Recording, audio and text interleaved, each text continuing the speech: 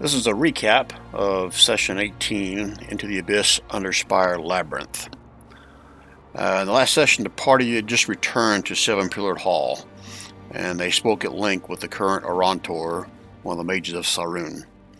They shared details of the foray into the Well of Demons, along with the demise of Maldrick Scarmaker, the leader of the Black Fang Gnolls.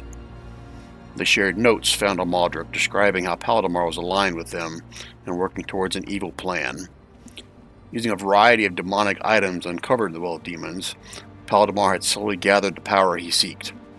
Paldemar was wishing to topple the mages of Sarun and spread his influence to the valley beyond the mountain. He had sacrificed the objects to Vecna.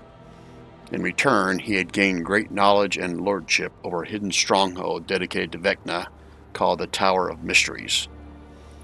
They also found a silver key on Maldrick that seemed to be guiding them somewhere to the north. The Orantor shared that he had no knowledge of a place called the Tower of Mystery, or any other location within the Labyrinth that was tied to Vecna.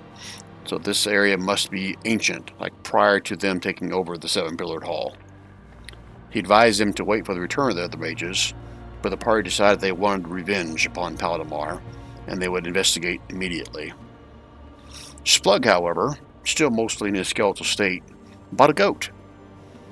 His plan was to murder the goat in a secluded alleyway to see if this would restore his body.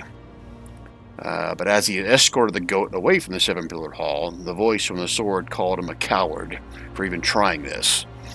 He told him that he needed to defeat a worthy opponent for his new short sword to gain any benefit from Baphomet. With this revelation, Splug decided to keep the goat as a potential mount. Althand, of the Deep Gin Mining Company, offered to make Splug a saddle for this goat for free, since they rescued his dire boar, Bernie. The saddle would take a few days to make, so he'd have to come back in a few days to try it out. Granted, Splug still needs to figure out how to turn his goat into a mount. Cough, cough. Animal handling checks, maybe? The party met then with the drow trader, Gindar, in hopes of trading some of their loot with him. Gindar showed him a few magical items he had in stock. Gralnar sold his Demon Bane Maul. The party also traded some magic gloves, plus some gold for a magic elemental bow that they ended up giving to one of Bryn's skeleton minions. Can't remember if it was Bonana or Bone Jovi, but one of them has a magic elemental bow now. They also purchased all 5 of his healing potions they had in stock. Gindar tried to offer up a rare honey pot, but the price was more than they could afford or possibly were even willing to spend.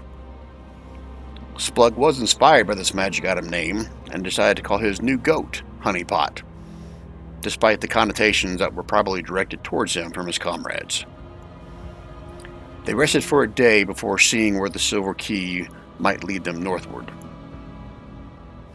The key did lead them to a dead-end tunnel, but the key was then drawn to this magically hidden door before opening up.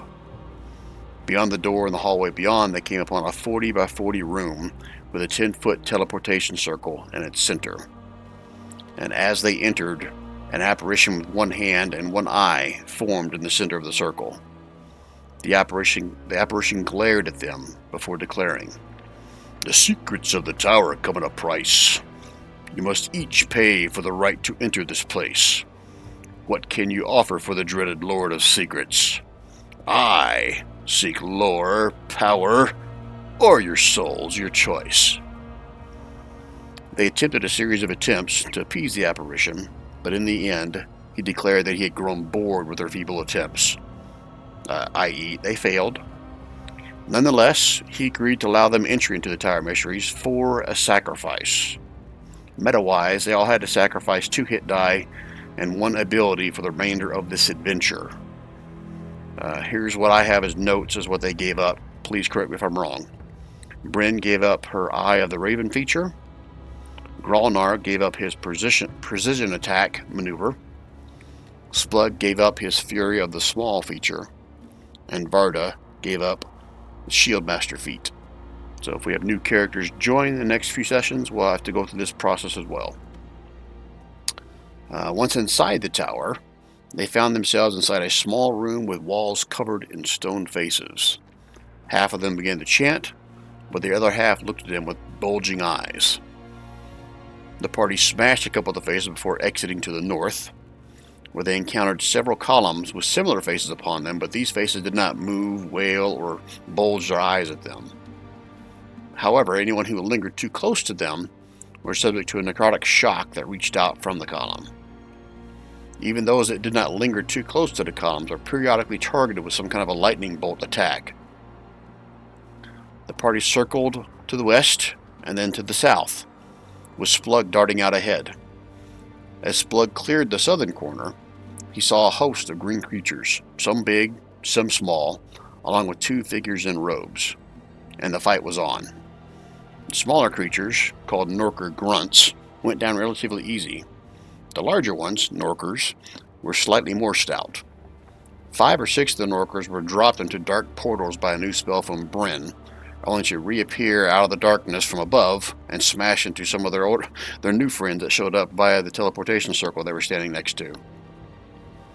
The two-headed figures appeared to be female spellcasters, but as they were bloodied, they ripped the flesh from their faces and transformed into something hideous. After the battle, the party healed themselves the best they could and searched the 2 bedrooms. All they found in the rooms was an intact eyeball, an onyx worth between 5 and 800 gold pieces, and a quartz carved to resemble an eyeball worth between 300 and 500 gold pieces. They also deciphered the other portal, the new teleportation circle, that they assumed led to another room or level.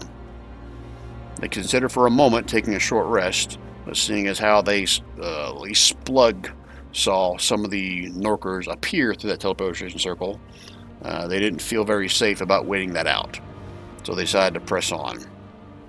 As they activated and entered the portal, they found themselves in another chamber with a door to the east and a corridor leading south.